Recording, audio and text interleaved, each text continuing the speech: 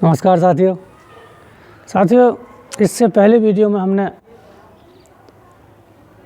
गीता जी के 12वें अध्याय के तीसरे और चौथे श्लोक के बारे में चर्चा की थी। भगवान कृष्ण ने इस 12वें अध्याय के माध्यम से ऐसे अनमोल रतन मानवीय सभ्यता के लिए दिए हैं कि उन पर मनन और चिंतन परमावश्यक है। आगे प्रभु कहते हैं कि जो निराकार परब्रह्म के उपासक होते हैं और उनमें अपने को मन लगाकर नित्य प्रति उनकी धारणा से भरे रहते हैं, उनके विषय में प्रभु कहते हैं क्लेशोऽधिकतरस्तेषां व्यक्तासक्तचेतसाम् अव्यक्ता हि गतिर्दुःखं देहवद्भिर्वाप्यते।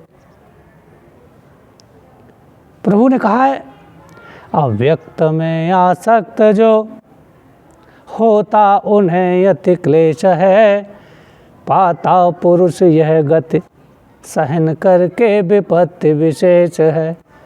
पाता पुरुष यह गति सहन करके विपत्ति विशेष है। साथियों, जब तक देहाभिमान रहेगा, जब तक पूरी तरह से वैराग का उदय नहीं होगा और जब तक किंचित मात्र हम ये देखें कि संसार की किसी भी वस्तु से ममत्व मोह हमारा लगा रहेगा, हम ऐसा मानते रहेंगे कि ये मेरा है, यह मेरा अधिकार है, चाहे वो घर हो, चाहे वो ज़मीन हो, चाहे वो महल हो, चाहे वो राजपद हो।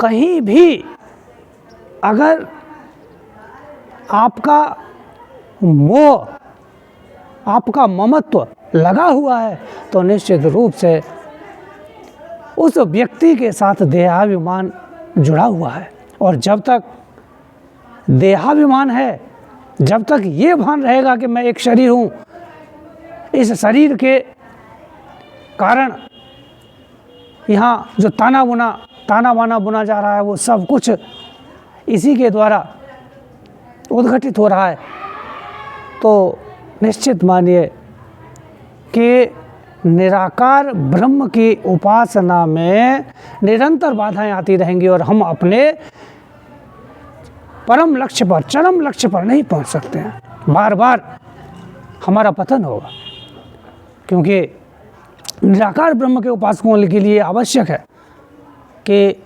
निरंतर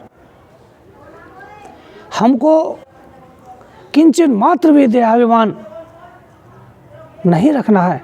और जब तक ये भान रहेगा कि मैं हूँ, मैं शरीर हूँ और मेरे ये संबंध हैं, मेरा ये पद है, मेरी ये प्रतिष्ठा है, मेरा ये यश है, और इसकी जब तक चाह बनी रहेगी तब तक निराकार ब्रह्म की उपासना में बाधाएं आती रहेंगी। इसीलिए कहा कि क्लेशोऽधिकतरस्तेषां व्यक्ता सक चेतसाम अव्यक्ता ही गतिर्दुःखम देहवद्भिर्वाप्यते। तो साथियों, निराकार ब्रह्म की उपासना करना बड़ा ही कठिन है। इसीलिए गोस्वामी तुलसीदास जी कहते हैं निराकार ब्रह्म के उपासकों के लिए उन्होंने अपना प्रौढ़ तनय कहा और कहा कि मेरे प्रौढ़ तनय समज्ञानी, क्योंकि उनको अपना ख्याल स्वयं रखना पड़ता है। वो अपनी सारी की सारी जिम्मेदारी स्वयं उठाने के लिए ही इस संसार में विचरते हैं और दूसरों के लिए वो सतमार्ग का रास्ता दिखाते हैं। जिस तरह से एक उदाहरण के रूप में हम देख सकते हैं कि एक बंदरी का बच्चा अपनी माँ को पकड़े रहता है और वो ये सोचता है कि मैं अपनी पकड़ से सुरक्षित हूँ। इसी तरह से ज्ञानी की ये सोच होती है कि मेरी साधना से, मेरे वैराग से और उस निराकार ब्रह्म जो कण कण में व्याप्त है उसमें उससे हर समय तारतम्य बनाए रखने से ही मैं सुरक्षित हूँ, मेरा अस्तित्व है। तब कहीं जाके जब मैंपन बिल्कुल ख़त्म हो जाता है और फिर कुछ बचता ही नहीं, सिर्फ चारों ओर उसको सारी की सारी सृष्टि में जहाँ भी उसकी दृष्टि जाती है, यहाँ तक कि जहाँ तक उसका मन उसका दिमाग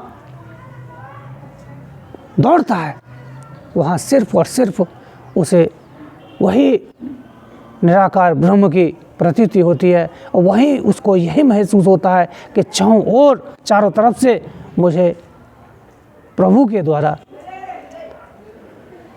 संबल प्राप्त है और मैं भी प्रभु का ही एक अंग हूँ। इसलिए ऐसे ज्ञानी लोग, ऐसे निराकार ब्रह्म के उपासक ये कहते सुने गए हैं कि अहम ब्रह्मास्मि।